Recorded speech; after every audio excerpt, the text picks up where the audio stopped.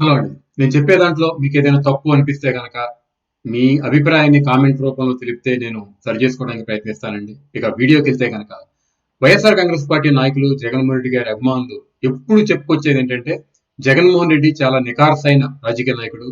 చాలా ఓపెన్‌గా ఉంటాడు. చాలా ధైర్యంగా ఉంటాడు. ప్రజల కోసం ఎప్పుడు పోరాడతాడు అని చెప్తూ వస్తారు గదండీ. కానీ ప్రతిపక్షాలు ఏం విమర్శిస్తాయంటే, జగన్మోహన్ రెడ్డి ఒక స్వార్థపరుడు.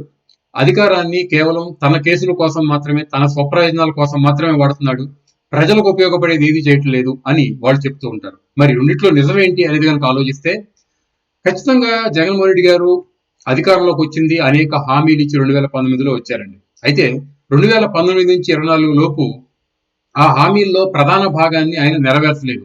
ఉదాహరణకి ప్రత్యేక హోదా ఎవరున్నా గానీ మెడలో ఉంచి నేను ప్రత్యేక హోదా సాధిస్తాను, యువతకు ఉద్యోగాలు ఇస్తాను అని చెప్పారండి. అదేవిధంగా పోలవరం మా నానే స్టార్ట్ చేశాడు, నేనే కంప్లీట్ చేస్తాను అని చెప్పి అది కూడా చెప్పడం జరిగిందండి. అదేవిధంగా ఏదైతే ఈ వెనకబడిన జిల్లాలకు రావాల్సిన ప్యాకేజ్ ఉందో ఆ ప్యాకేజ్ నేనే తీసుకొస్తాను, చంద్రబాబు నాయుడు తీసుకురాలేకపోయాడు 2014-19 మధ్య అని ఆ రోజు ఆరోపణ చేయడం జరిగింది.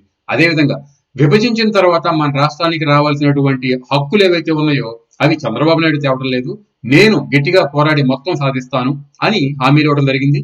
వీటిల్లో ఏ ఒక్కటి కూడా జగన్మోహన్ రెడ్డి గారు నెరవేర్చలేదండి. దీనికి కారణం ఏంటంటే, ప్రతిపక్షాలు చెబుతున్నట్టు ఏదైతే తనకున్న అధికారాన్ని అడ్డం పెట్టుకుని, పార్లమెంట్ లో తనకున్న పార్లమెంట్ సభ్యులను అడ్డం పెట్టుకుని, బీజేపీకి అవసరమైనటువంటి రాజ్యసభ సభ్యులను అడ్డం పెట్టుకుని, కేవలం తన కేసుల్లో గత 5 ఏళ్లుగా ఒక్కరోజు కూడా కోర్టుకు వెళ్లకుండా విసులుబాటు తెచ్చుకోవటం, తన బాబాయ్ కేసులో తన తమ్ముడు అయినటువంటి అవినాష్ రెడ్డిని సిబిఐ అరెస్ట్ చేయకుండా చూడటం, ఇలా ఏవైతే తన స్వప్రయోజనాలు ఉన్నాయో వాటి కోసం మాత్రమే అధికారాన్ని, ప్రజలు తనకిచ్చినటువంటి ఎమ్మెల్యేలని, ఎంపీలని, రాజ్యసభ సభ్యుల్ని వాడుకున్నారు కానీ ఏ ఒక్క రోజు కూడా ఈ రాజ్యసభ సభ్యులతో ఎప్పుడైతే ఎన్డీఏకి ఓట్లేశారో, బీజేపీకి ఓటేశారో పార్లమెంట్ లో, అప్పుడు ఏ ఒక్క రోజు కూడా మా రాష్ట్రానికి సమస్యలు ఉన్నాయి, నేను ఈ హామీలు ఇచ్చాను అని ఏ రోజు కూడా అడగకపోవటం, వాటిని సాధించకపోవటం అని కనుక గమనిస్తే ప్రతిపక్షాలు చెప్పినట్టుదే కరెక్ట్ అని అనిపిస్తుందండి. మరీ ముఖ్యంగా ఈ రోజు ఏదైతే విజయసాయి రెడ్డి చెప్పాడో అది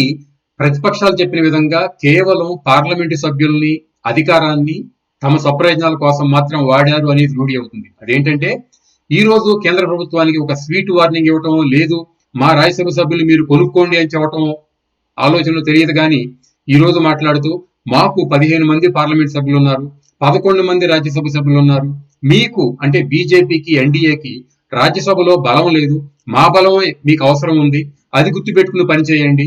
తెలుగుదేశానికి కేవలం 16 మంది ఎంపీలు మాత్రమే ఉన్నారు, అది కూడా లోక్సభలో ఉన్నారు, కానీ మీకు కావాల్సింది రాజ్యసభలో మా అండ మీకు కావాల్సిందే అని ఎన్డీఏని, బీజేపీని ఒక రకంగా వార్నింగ్ ఇచ్చారు. అంటే దాని అర్థం ఏంటంటే, గతంలో ఎలాగైతే మాకు మా స్వప్రయోజనాల కోసం ఉపయోగపడ్డారో మీరు అలా ఉపయోగపడితేనే, కొత్త కేసులు పెట్టకుండా ఉన్న కేసుల్లో వెసులుబాటు ఇస్తేనే మా రాజ్యసభ సభ్యుల్ని మీకు ఓటు వేసే విధంగా చేస్తాం అని విజయసాయి రెడ్డి గారు చెప్పారు. అంటేనే గత 5 ఏళ్లుగా అధికారంలో ఉన్నప్పుడు స్వప్రయోజనాల కోసం మాత్రమే పనిచేశారు అని వైఎస్ఆర్ కాంగ్రెస్ పార్టీ నాయకుడు విజయసాయి రెడ్డి గారు చెప్పిన దాన్ని బట్టే అది మనకు అర్థమవుతుందండి.